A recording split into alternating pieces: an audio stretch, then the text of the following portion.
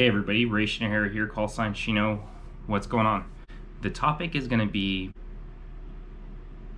where is a place you go when things get rough? So just getting straight into it, because a lot of guys have been saying like, hey, these talks really help. I look forward to going to these talks, and that's freaking awesome. If this helps you in any way, keep coming, man, and share it with somebody who may need it too. But I just wanted to share about this topic that I picked, right? So it's not even in the schedule. We have this schedule like that's out until September, and I just thought this would be a better topic. And I'm doing this video for a couple reasons. One, I like throwing out the question to people, but sometimes it's a little too much and they need a little more time to think. And we talk about it afterwards or later. But if you need time to think about it or, you know, get some ideas and stuff, I want to share a couple things with you about that. Doing this video a little bit earlier as well is, you know, so I have content because I'm probably going to forget to make it. But life's just been really busy and I love going to these things. It's just doing the videos for this takes a lot of my time and everything, but it's definitely worth doing. Like I love hearing the feedback from you guys. Like if you know you really care, if you're really watching this, like it would be nice to, you know, get some responses or even some questions, you know, about it, how you're feeling, how you're doing. If you think I'm doing something wrong, which, you know, I don't, but like that's another reason I'm doing this. You know, I'm not just here as a social worker. Oh, by the way, I just got licensed, no big deal. It's kind of cool. But like I've been there.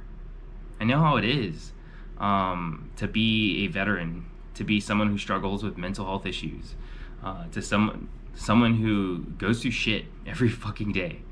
And I'm tired of it. So I went to school and tried to like understand how to help veterans. And the biggest reason why I went into the profession that I did, and you know, life has taken me down a journey, but realizing what happened to me that led me down this path, it was because I got out of the military and I needed help. I was crazy. Like, dude, I'm a hardcore killing fucking Marine going to the civilian world, and I can't talk the way that I talk. I can't do the kind of things I used to do. I can't think about things that I used to think about, especially doing all the deployments that I've done. And just like the people that are watching this, you probably have experienced the same kind of stuff.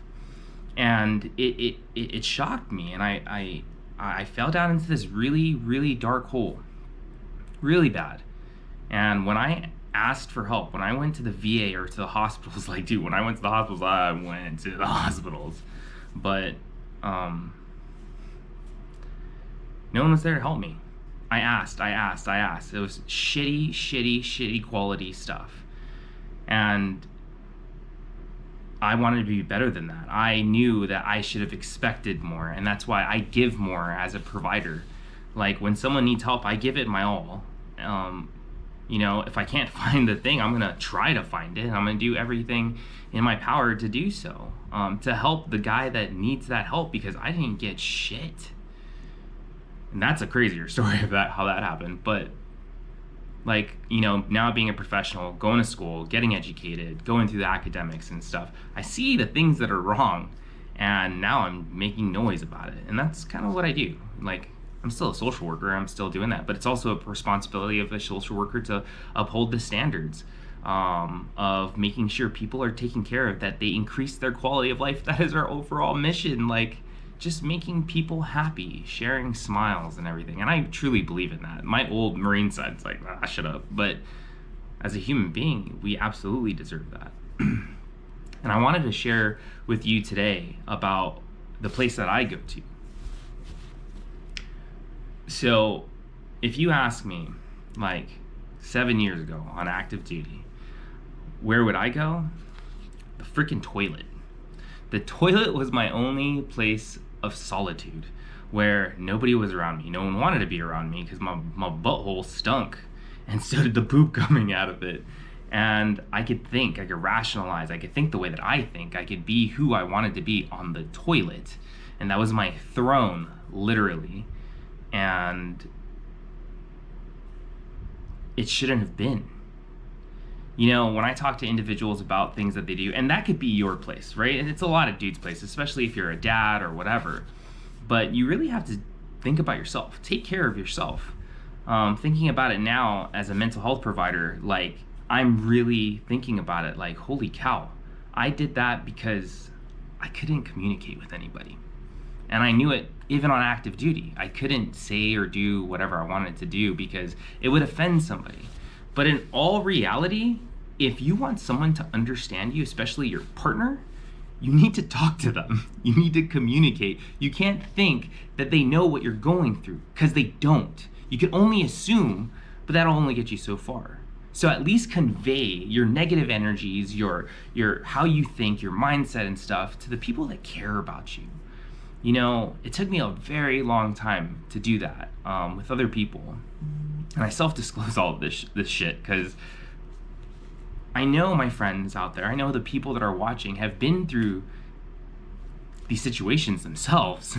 Like, we talk about it and I'm like, dude, I went through the same shit. Like, and I want to connect with you. But everybody needs their space, and this is another reason why I'm doing the video. But here I am on my toilet, thinking like nobody can understand me, talking to myself, rationalizing to myself, like, just, this is my place of solitude. And it was hurting me because here I was thinking I was privileged and all this other stuff, but the only place I have any control in the real world in life is on a toilet. And that happened even after I got out. You know, when you think about the biology of you know, what's happening to you while you're on the toilet, you're doing that kind of stuff, some signs that you could look for. You know, it's funny, it's on a toilet because, like, you know, I'm alone, I'm going through my own shit, but what I should have been paying attention, especially, you know, now with what I know now, is looking in the toilet and looking at how my poop is. And I say that, you may be laughing, but it connects with each other. Science and stuff, like, no big deal. But this is what I study, and it's crazy because, like, if I knew what I knew back then, I would have helped myself even faster, but I consistently didn't have hard stool or hard poop, right? It's all mushy and stuff. And you have to understand, like, your gut health is directly affected by your mental health. Like, all of those, like, enzymes and the adrenaline that's going through your body, all of the chemicals and all the chemical imbalances that you have, all goes down to your gut. And your gut can't really do things with these weird chemicals because it's only meant to break down food and stuff. And you start feeling sick, you start feeling anxiety, and you start increasing those chemicals in your body to go back into your gut. And yeah, your poop's never hard. And that's a good sign of, you know, checking yourself. Have I been taking a poop for a while and it's like super soft all the time? Go talk to a doctor. We don't think about stuff like that, right? But definitely, I was pooping all the time. I didn't know what was wrong. I was like, oh man, better not be wearing whitey tighties anymore, right? And once again, it's funny, but I'm pretty sure some of us deal with that too. Like, dude, if you're pooping yourself, that's not a good sign either. But it happens to us. We start losing functionality towards, you know, certain parts of our body because of stress, age, stuff like that, and it's worth getting checked. You know, on another side, going down the line, you know, afterwards, if you know, I was going through a relationship issue and I was by myself all the time. Now I had the throne to myself and the whole house. And, you know, my place where I could go that I felt safe all the time was on a floor, staring up at the ceiling, and I had like little stucco patterns everywhere, and I literally would count them every single night and lose count until I fall asleep. And I probably get up to like 10,000 or something, you know, 9,091, 9,092, like crazy stuff. But that was because I was single. I had nobody around me. I had no connections or friends at the time. Definitely should have been checked. I definitely should have got help. I definitely should have, you know, cared for myself a little bit more. And, you know, things like that happen because of high volumes of stress, you know, my inability to connect with other people and stuff like that. But let me tell you, it's easy to go down this dark hole and stay in it, right? The steps are always deeper and deeper and deeper. You can walk as, as much as you want down, but guess what? Every step you take is another step you have to go up. So yeah, it's gonna be harder to come back up, but let me tell you, on the top floor, it is amazing. like, dude, get yourself out of that hole, man. If you have to force yourself, and put yourself, in a little discomfort, because I'd rather stay in my deep dark hole with alcohol and stuff like that than, go on a run and get healthier and do more things in life and connect with other people, even though I want to be isolated. Definitely something that, a lot of veterans go through, whether it's, isolation physically. Like, I know a lot of veterans just moved into the woods. I would love to just move in the woods, but there's so much work I have to do. I can't just do that. And I love my work, but I also love the woods. But that would be isolation. Is it healthy? We could say that it is, but we're adopting bad behaviors, guys. Like, yeah, it's so much fun to like listen to the world and stuff, but when it gets quiet and you miss people and you want to talk with people, you want to see how they're doing, and you're curious about things, you're going to come out of your hole. And when you're there, I'd like to be there to kind of connect with you and, welcome you back into the world and see how we get connected and stuff. But like, if you're in that place right now, or you know someone in that place, try to get them out. They don't need to be in there. Human beings are social creatures. Like, let's not lie. We may like things, or do things, but it's worth getting out there and connecting with other people that have the same commonalities, whether it's like going fishing, going hunting, or whatever, that would be cool. Shooting, another way to get out of your head or somewhere to go, or backwoods somewhere and just go popping off rounds and stuff. Like, that's good. It's good therapy for some people and stuff like that. But if you're going through shit, and this is a very repetitive kind of thing that I'm doing here, just talk about it. Like, reach out to a friend, see how they're doing. Let them know how you're doing and get a perspective from somebody else who cares about you, right? Because they'll notice things that are wrong. Like, if you need to talk to somebody, like, how's it going?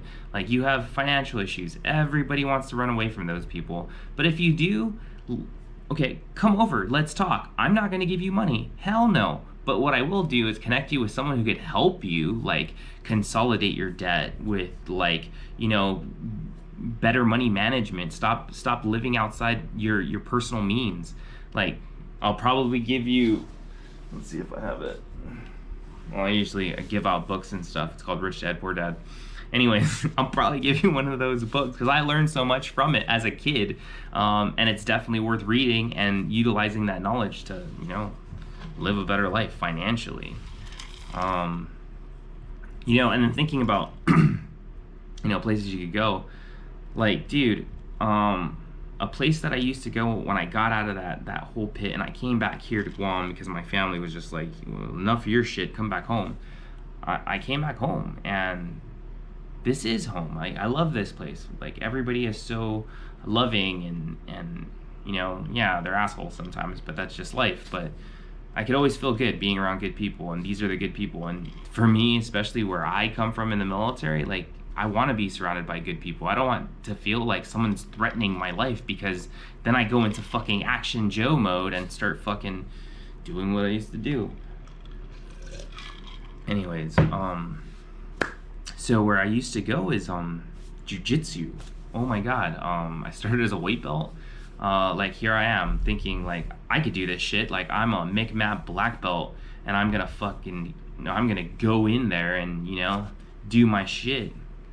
And it was very humbling because I got choked out a bunch of times, but it gave me that drive to do it again, but at the same time let out all of that physical frustration that I was going through, at the same time lose some weight, because all I was doing was drinking, eating, and partying, and definitely gained a lot of weight. And I lost a lot of my dexterity. I lost a lot of my practical movement and stuff. Like, dude, I was just wearing away. And yeah, it's age, but it's like, as an active duty Marine doing the stuff that I used to do, I was moving all the time. Now that I wasn't really moving and this was the only movement I was doing,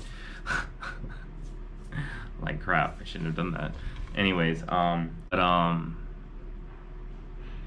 yeah, here I was doing jiu-jitsu, and it was awesome because, like, I'm moving more, I'm connecting with people, I'm talking with people, I'm making new friends. I may not have, like, a strong relationship with them, but we have a relationship on the mat. You know, I get to know these people's movements and stuff. I get to learn new stuff on there, and I get to challenge myself every single day. Every day was a challenge. Like, I could go in there thinking I was the shit, but I'll always come out being humble and knowing that there was someone who choked me out there. And it's other guys who have put in the time, and that's what I needed to do. I needed to put in the time, and I sure as hell did. You know, and I started slowly coming out of this deep dark hole, doing that kind of stuff. But you know, I definitely needed to take care of my mental health side, and I was just getting my physical, you know, self, you know, outside. I needed to work on how I thought about things, because sometimes I would take out my anger on the mat, and that was therapy. But sometimes I would hurt people, and I would feel guilty because they weren't trying to kill me, they were just training jujitsu. Like, I'm training to kill you. Huge difference. But man, like, I felt so bad hurting these dudes, and yeah, it wasn't anything bad or anything, but like, they were just training. Like, I'm literally trying to get physical frustration out. Yeah. And, you know, another place I went to, like, going, you know, into therapy and stuff like that. Crazy different types of therapy. Some worked, some didn't. Some was a good acknowledgement, especially now, of how to treat people and what to do and what not to do with people. But one of the, you know, interesting therapies I went through is just an active outdoor therapy of just going outside and, you know, living your life the way that you want to live, right? Survive out there, do stuff, build stuff, keep your mind and your hands busy, and it'll work itself out, really. I always feel like that type of therapy gets people, you know, out there, and then just connect with them when they're, you know, out there. Invite your friends, you know, you get other people who, you know, accept and, you know, want to do the same kind of things you're doing because you're willing to teach them, or you're willing to do it with somebody else. I think that's pretty cool, and that works for a lot of people. I've seen it work every time. People are naysayers about it. I hear about it, you know, and then they go and then they're like connecting with people, they're talking with people just a little bit more, and it's awesome. And I challenge anybody who's listening to them to, you know, make the time to go to some of these retreats and these outdoor retreats or these outdoor therapies and stuff, or just connect with other people. It's still a good time. You know, it may be hard making time, finding the excuse, you know, committing to it. Like, you know, sometimes we're worried about if we're going to be able to make it, or I'm lazy, or I want to watch TV, or I'd rather just eat or drink or whatever. Like, get over that stuff and just try it out. You know, if you want to quit halfway through, quit halfway through. At least you tried. But challenge yourself, you know, especially when it gets rough. There's so many people out there who are willing to, you know, root you on, cheer you on, get you to that better spot. Not everybody out there is like wanting to sabotage you, especially in, you know, a therapeutic environment. Yeah, those people are so negative. I used to be one of them. No, I'm totally not. But yeah. And then simultaneously, like, another place that I went to was home. The home I grew up in, right? I lived in a house as a kid, and even when I came back from deployments and stuff, I knew guaranteed, and like, it's not just for me, it's for everybody else. So is my grandma's house. It's like huge, right? It has like 6 refrigerators just with food, so everybody could eat. Like, one of the cool things is, like, you know, don't save it for anybody, because we could always get more. And that's kind of the mentality that was there. Like, we share food. Food is happiness. Food is, like, and that's probably why I gained so much weight too. Food is a way to connect and communicate with people. Just say yum. Don't ever say it was gross, because then my grandma would get mad. But everybody came to dinner, and you could always find a place to sleep, whether it was on the couch or on the floor. You could always find a place to eat, and there's always food no matter what time you come into the kitchen, no matter what, which was super cool. And I ended up going there and stayed there, and it was awesome because, like, I never have to pay for anything. And I appreciate, you know, the gesture from my grandmother and my aunts who let me stay there, but it was home. And even though, like, I didn't really communicate what I went through in war and everything to that side of my family, like, I was still family, and it was a really nice, you know, place to be where I felt safe, I felt taken care of and everything. But I also knew I had to grow out of that and find my own place and do my own thing. You know, and then growing up out of all of that situation, the darkness, the ups and downs and everything, if I was to tell you where is that place that I go to today, that's with you guys. Just like some other people say they look forward to coming to the Salty Sailor. They love coming to these group talks that I do. And it's not just me, because there's like everybody else that's there. But it's a place where you could be yourself. And I get to be myself, with you guys. Like, I'm a professional, I will be as professional as I possibly can. But you guys bring up these feelings, these emotions that I've went through. And I went through with them with you guys, whether we were in the same unit, a different branch or whatever, we all have a commonality of serving the country, wearing the uniform, and doing what we do. And it is the only place that I get to talk about that kind of stuff, because nobody understands but us. I could play who I want to be in front of everybody else, but truly me, I'm a Marine. I'm a staff sergeant. Like, I live and breathe the infantry, man. And it's not there anymore. I'm out, It's a huge chunk of my life, 11 years. That, I never thought about it as a career, but that was a huge part of my life. Just like, the years you guys put in is a part of yours.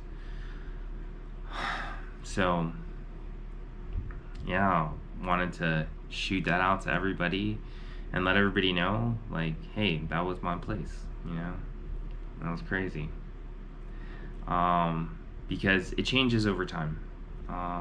And life is a journey. We have our ups and downs, and, wherever you are in your life, like, I hope you're in a good place. I hope you're safe. If you need someone to talk to, come on down to the Salty Sailor. Come on down to my other talks. Give me a call. Message me on, WhatsApp, Facebook, Instagram. That's all I have. That's all my mental capacity could deal with. I'm not doing Twitter or anything like that. But I'm here for you guys. That's why I got into this business. And I don't ask anything else but other than you being honest and you trying. That's it. Like, we could work around everything like that, cultural differences, mentality differences, where you're from, how you think, like all sorts of that, stuff. I'll take that in consideration and I'll help you from the best place I possibly can. I'm not one of those dudes who are just like, no, it's this way or the highway. I'm going to give you options, based off the information that you give me, because I want you to be happy. I want you to live a better life. And that's, professionally how I work. But at the end of the day, like I said, I'm still a Marine. I'm a staff sergeant. I'm a staff NCO. I take care of my guys, of my men, of my troops, of my Marines, of the soldiers and sailors that are, given to me. I have to take care of that. I can't put that down because a fellow brother who has worn the uniform, brother or sister, all inclusive, has worn the uniform, and they should be taken care of. I'll never put that down. I should, but I don't. Like, you guys mean the world to me. Like, I wouldn't be able to do the kind of shit I used to do if I didn't have people to do the shit that they did, And I think that's the awesome relationship about being a veteran, is we know what it takes to do the job, whether you were in the Army or whether you're in the Air Force or the Navy, blue side, green side, whatever. Like, we all come from common, upbringings. Yeah. And, it's worth getting help. It's worth coming to these things, asking what you could do, listening to people, and if you're on that bottom and, you don't really want to turn on your camera or, participate in stuff, just listen. We're cool with that too. And when you're ready, we'll listen. But have the courage to be honest with it. Like, there's a lot of us who have been in that same situation where we feel like everything is hopeless and it sucks. We don't know how to talk to people because we feel like we're going through it by ourselves. But let me tell you, you're not. We've been through it, and it sucks. We know it sucks, but we want to be there for you. And it's interesting because some people don't believe that we go through these kind of things, that we can't feel a certain way, that we can't feel guilt, we can't feel shame. We can. We're human beings, and human beings that have worn the uniform and have served and feel like they're not being taken care of, that they felt abandoned, that they felt disregarded. we'll listen, and we'll be there for you. That's why we do this. That's why I do this. And, you know, nothing in return. Just be better. Yep, so that's my video. It's been 25 minutes and 52 seconds. And I've been crisscross applesauce for too long. I think my legs are gonna fall asleep. Yep, they're asleep. But I wanted to share that story with everybody. I hope everybody's doing well. I hope I get to see you on the talk, because I'm probably gonna post this before the talk. And if any of these, you know, these places that I've experienced that you can relate to, come on the show and talk about it. You know, if you have your own place of solitude, your own place to, you know, get away from the world, I want to hear it. You know, I'd love to hear it. There's so many different things I could only imagine that people are going to talk about that other people can relate to. And that's the key. It's being able to relate to somebody. I think I'll make a huge impact, and I hope it helps anybody who's watching, whether it's, you know, this video or being on the talk. I don't record the talks. I don't record the conversations. I will record some of the things that we talk about, not giving too much detail, but it's worth going to. I enjoy myself. I love being a part of it. I love helping other people. But other people really get something out of it. And if you don't get anything out of it, well, poo-poo on you. But we're all trying in there, and we just want the best for you. Literally, honestly, genuinely, just want the best for you. So wherever you are, stay safe, stay in the fight, and I'll see you guys next time.